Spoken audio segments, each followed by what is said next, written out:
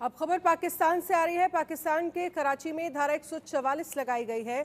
जनसभा रैलियों पर पूरी तरह से बैन कर दिया गया है। विरोध प्रदर्शन, जुलूस, सार्वजनिक गतिविधियों पर प्रतिबंध लगा दिया गया है। कराची प्रशासन को आतंकी हमले का डर है। 18 से 19 अक्टूबर को लागू रहेगी धारा 144। तो आज और कल यानी 2 दिन तक ये धारा 144 लागू रहेगी। पाकिस्तान में कराची प्रशासन ने शहर में कानून और व्यवस्था बनाए रखने के लिए 2 दिनों के लिए धारा 144 लागू करके सभी सभाओं और रैलियों पर पूरी तरह से बैन लगा दिया है। अधिसूचना जारी करते हुए बताया गया है कि बैन 2 दिन यानी 18 और 19 अक्टूबर को प्रभावी रहेगा। कानून व्यवस्था बनाए रखने और सार्वजनिक सुरक्षा सुनिश्चित करने के लिए कराची प्रशासन ने 2 दिनों की अवधि 18-19 अक्टूबर के लिए 5 या अधिक लोगों के इकट्ठा होने या फिर जुलूस और सार्वजनिक बैठकों पर प्रतिबंध लगाया गया है। इस बीच पाकिस्तान की पंजाब सरकार ने भी आज 18 अक्टूबर से शुरू होने वाले 2 दिनों के लिए पूरे प्रांत में धारा 144 लागू कर दी है। आनंद सिंह इस पर न्यूज रूम से हमारे सहयोगी ज्यादा जानकारी के लिए लाइव जुड़ गए हैं। हमारे संवाददाता आनंद, क्या जानकारी मिल रही है, क्या वजह बताई जा रही है 2 दिन के लिए पाकिस्तान में धारा 144 कराची में लगाई गई है और जो पंजाब प्रांत है वहां पर लगाई गई है? जी, जैसा कि हमने देखा था एससीओ मीटिंग के दौरान भी किस तरह से पूरे पाकिस्तान में, वहाँ खास तौर पे इस्लामाबाद में वहाँ पर धारा 144 लगाई गई थी।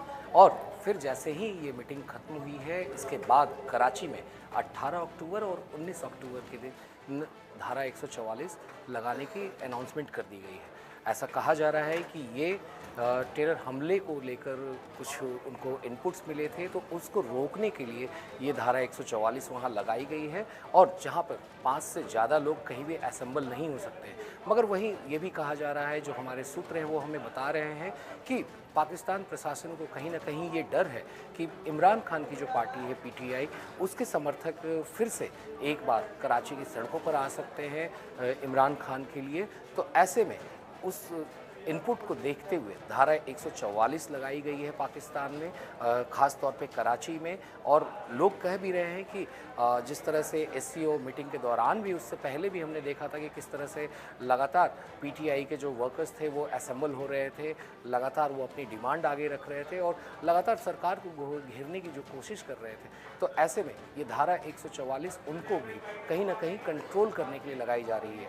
और जो इनपुट्स आ रहे हैं, जो सरकार ने अपने कारण बताए हैं कि टेरर अटैक का उनको कुछ इनपुट मिला था, तो वो अभी साफ तौर पे कह रहे हैं कि कहीं ना कहीं उन्हें टेरर अटैक की गतिविधियों के लिए सूचना मिली थी और उसको रोकने के लिए उन्होंने ये सारी तैयारियां की हैं, ताकि 18 और 19 अक्टूबर के दिन 144 का धारा लगा रहेगा और कहीं भी 5 से ज़्यादा लोग असेंबल नहीं हो पाएंगे। जी बिल्कुल। और इसके साथ ही हमने देखा था कि कल भी तस्वीरें 2-3 दिन की सामने आई थी, जब तमाम हॉस्टल्स पर छात्रों की तरफ से प्रदर्शन किया गया, तोड़फोड़ की गई, जिस पर यह कहा जा रहा था कि एक छात्रा के साथ रेप की वारदात को अंजाम दिया गया, जिसके बाद इतना गुस्सा जो है वो वहाँ पर छात्रों में और छात्राओं में जो है वो नज़र आया और प्रोटेस्ट जो है वो किया गया, कई जगह तोड़फोड़ की गई। लेकिन आनंद, सवाल ये है कि हमने देखा है एससीओ से पहले भी जब पीटीआई के कार्यकर्ता जो हैं वो प्रदर्शन कर रहे थे, इमरान खान की रिहाई की मांग कर रहे थे, उस वक्त किस तरह से चीज़ें जो है वो अनकंट्रोल्ड हुई थी, कैसे प्रशासन जो है वो कहीं ना कहीं नाकामयाब साबित हुआ था प्रोटेस्टर्स को रोकने में? जी, देखिए, पाकिस्तान का जो एक इतिहास रहा है, वहाँ पे जब भी ऐसे बड़े प्रोटेस्ट होते हैं तो वहाँ पर उस प्रोटेस्ट को काबू करना पाकिस्तानी एडमिनिस्ट्रेशन के लिए एक बहुत बड़ा सिरदर्द होता है। और वही चीज़ लगातार हमने पीटीआई के समर्थकों के साथ भी देखा है कि जब वो सड़क पर उतरते हैं इमरान खान को लेकर और उनकी रिहाई को मांग को लेकर, तो वहाँ पर कहीं ना कहीं जो पूरी प्रशासन है वो अपने हाथ खड़े करते हुए दिख जाती है, क्योंकि जिस तरह से काफ़ी एक बड़ी भीड़ जो आती है, उनके समर्थकों की एक बड़ी भीड़ आती है, तो ऐसे में उनको कंट्रोल कर पाना इनके लिए बहुत मुश्किल हो जाती है। और पाकिस्तान का अगर हम पीछे का भी इतिहास देखें तो इस तरह की जो लगातार बड़ी भीड़ आती है, उसको कंट्रोल करने में पाकिस्तान की जो अथॉरिटीज़ है, जो वहाँ के एडमिनिस्ट्रेशन है, वो लगातार फेलर साबित हुए। तो ऐसे में फिर से कहीं ना कहीं उन्हें उनके मन में कहीं ना कहीं ये बात ज़रूर है कि फिर से इस तरह की बड़ी भीड़ इकट्ठी हो सकती है पीटीआई के समर्थकों के द्वारा। तो इसलिए भी ये सारे कदम पाकिस्तान की एडमिनिस्ट्रेशन उठा रही है, जो कि 18 अक्टूबर और 19 अक्टूबर का जो इन्होंने तारीख दिया है, उनको ये कहीं ना कहीं डर है कि फिर से लगातार जो समर्थक हैं वो एकजुट होकर फिर से सरकार की घेराबंदी करने के लिए सामने आ सकते हैं। और जिस तरह से आपने अभी बात बताई कि कैसे हॉस्टलों पर जो स्टूडेंट्स थे, जो एक छात्रा के साथ रेप के मामले के बाद वो लगातार तोड़फोड़ कर रहे थे, तो ऐसे में भी चुनौतियाँ बनी हुई हैं पाकिस्तान सरकार के सामने कि कैसे इन सारी चीज़ों को वो कंट्रोल कर सके। जी बिल्कुल। और आनंद, क्योंकि हमने पिछले वक्त में भी देखा है जब जब जब प्रदर्शन हुआ है तब कैसे वहाँ के प्रशासन के लिए मुश्किलें खड़ी हुई हैं। और इसी बीच एक बार और इस बड़ी खबर का रुख कर लेते हैं, उसके बाद मैं आपके पास आती हूँ। पाकिस्तान के कराची में धारा 144 लगाई गई है। जनसभा रैलियों पर पूरी तरह से बैन किया गया है। विरोध प्रदर्शन जुलूस पर भी प्रतिबंध लगाया गया है। कराची प्रशासन को आतंकी हमले का डर है।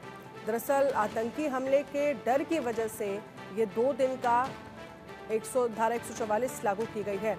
आनंद सिंह हमारे साथ लगातार।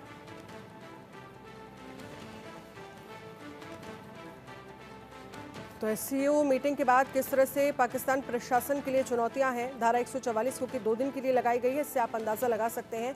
और जो पाकिस्तान दुनिया भर के लिए आतंकवाद होता रहा है, अब वही आतंकवाद कैसे पाकिस्तान के लिए मुश्किलें खड़ी कर रहा है, क्योंकि आतंकी हमले के डर की वजह से 2 दिन धारा 144। और जब एससीओ मीटिंग हुई तो आपने देखा है कराची इस्लामाबाद में किस तरह से 3 दिन पूरी तरह से लॉकडाउन था हुई थी वहाँ पर, जब 2 चीनी नेशनल्स जो वहाँ पे लगातार काम कर रहे हैं, चाइनीज़ जो वहाँ पाकिस्तान में काम कर रहे हैं लगातार, और सारे बड़े प्रोजेक्ट्स में जो लगे हुए हैं, तो उनको किस तरह से टारगेट किया गया था, जिसमें 2 चीनी नागरिकों की वहाँ मौत हुई थी उस टेरर हमले में, और करीब 6 पुलिसकर्मी भी जख्मी हुए थे पिछले हफ्ते। तो ऐसे में जो लगातार पाकिस्तान अभी इन सारी समस्याओं से जूझ रहा है, तो उनके लिए आने वाले दिन काफ़ी कठिन होने वाले हैं, क्योंकि लगातार वो मल्टीपल फ्रंट्स पे, एक तो बलूचिस्तान के एंड से और दूसरा तालिबान के एंड से, इन दोनों फ्रंट से वो घिरता हुआ नज़र आ रहा है। क्योंकि लगातार तालिबान के भी जो फोर्सेस हैं वो भी अलाउ नहीं कर रहे हैं कि किस तरह से जो पाकिस्तान के जो टेरर पैड्स यूज होते हैं तो उनके ऊपर भी उनका निशाना रहा है।